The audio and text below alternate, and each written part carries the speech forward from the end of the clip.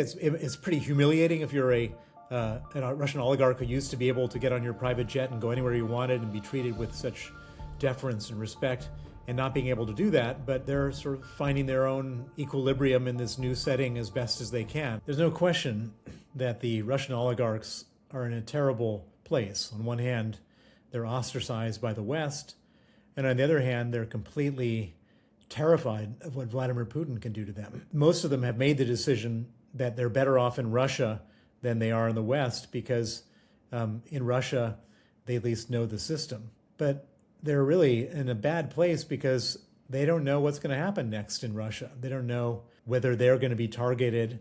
Putin is arresting all sorts of people who used to be untouchable, and nobody knows what the rules are because they're constantly changing. And so one doesn't have to be envious of the Russian oligarchs. They have a pretty terrible life. One of the big misconceptions among lawmakers and government officials in the West is that somehow the oligarchs are going to rise up and tell Putin what to do.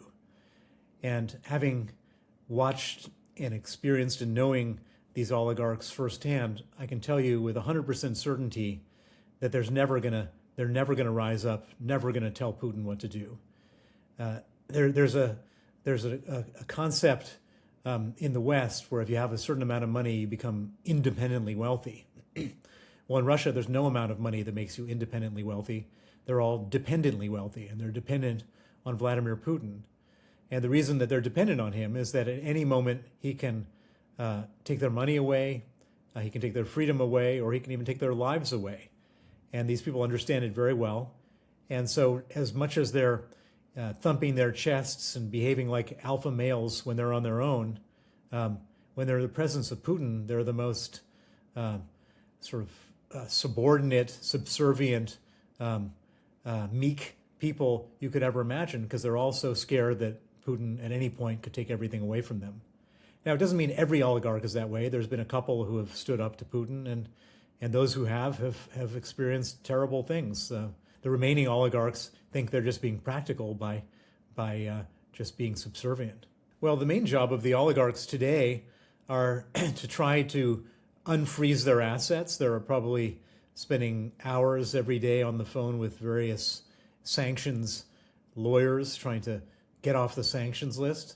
And at the same time as they're doing that, and by the way, that requires them to say that they're not supporting the war.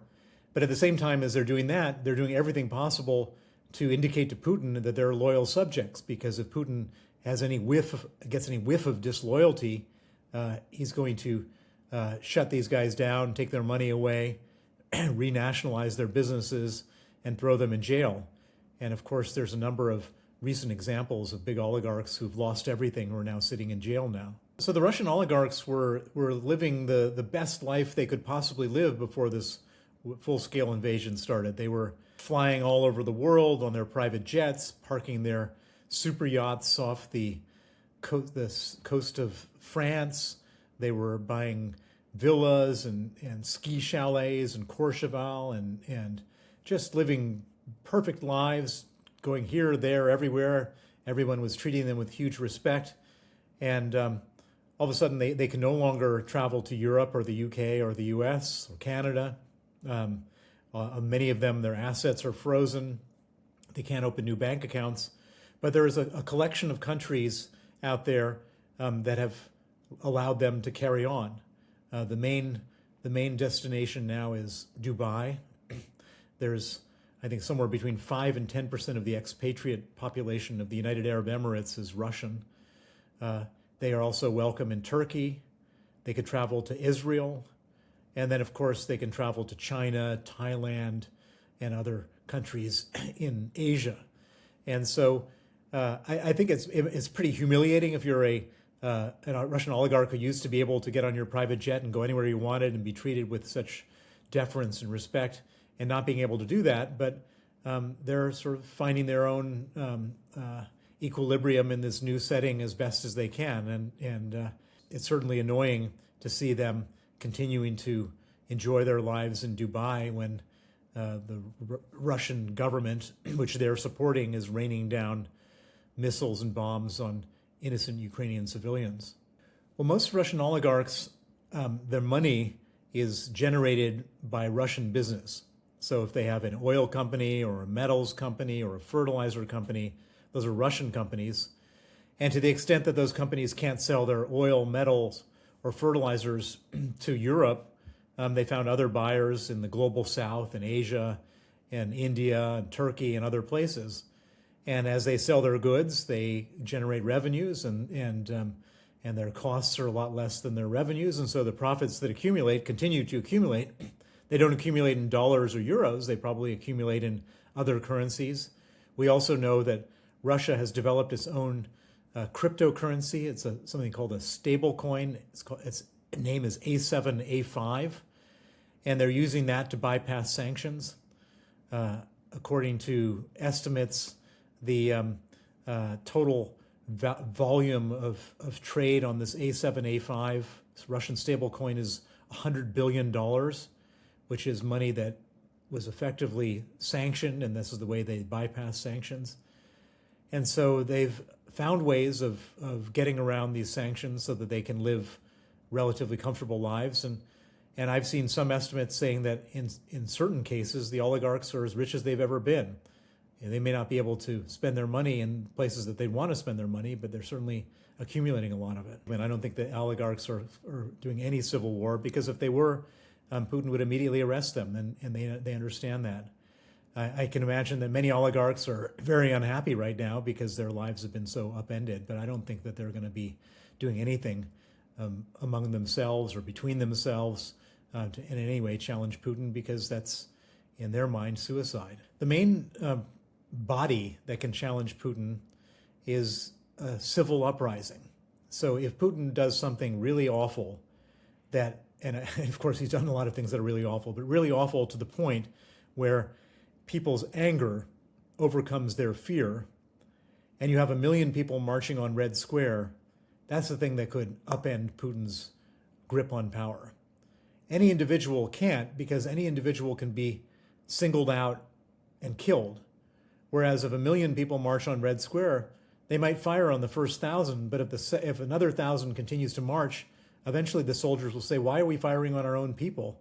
And they'll stop. And that's the moment that Putin is so desperately afraid of, is that too many people, for reasons that he can't predict, the anger overcomes the fear, and they all come flooding out onto the streets, onto Red Square, and to challenge him personally.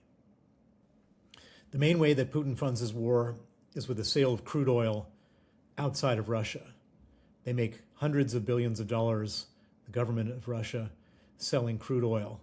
And that money is what supports the war, and that money is what keeps him from being forced to concede this war. The unfortunate thing is that the West has talked about sanctioning this oil for many years, and nothing has ever happened. The fortunate thing is that the Ukrainians, in the frustration with the West not sanctioning the oil, are taking matters into their own hands. And you can see oil refineries in Russia blowing up on a daily basis. You can see oil terminals being blown up with Ukrainian drones. And you can see oil tankers in the Sea of Azov and the Black Sea getting blown up. Is that enough to impoverish Putin and stop the war? Not yet, but if they carry on, and perhaps if the West were to join the Ukrainians, that could have that effect.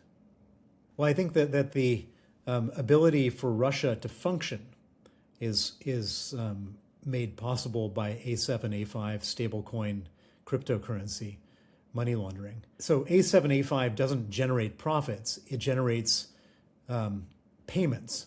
So if Russia wants to be paid or wants to make payments and they can't do so through the normal banking system, they've now found another method for doing so. And so this A7, A5 needs to be shut down. So far, the A7, A5 has been sanctioned by a number of Western governments, but they seem to have enablers who help them carry on in places like Kyrgyzstan and other small Soviet countries. And so that whole network needs to be shut down so that whatever money they have, whatever money that they've been able to generate from the sale of oil, can't be used so efficiently to buy weapons, to pay people, to basically settle transactions for the Russian economy.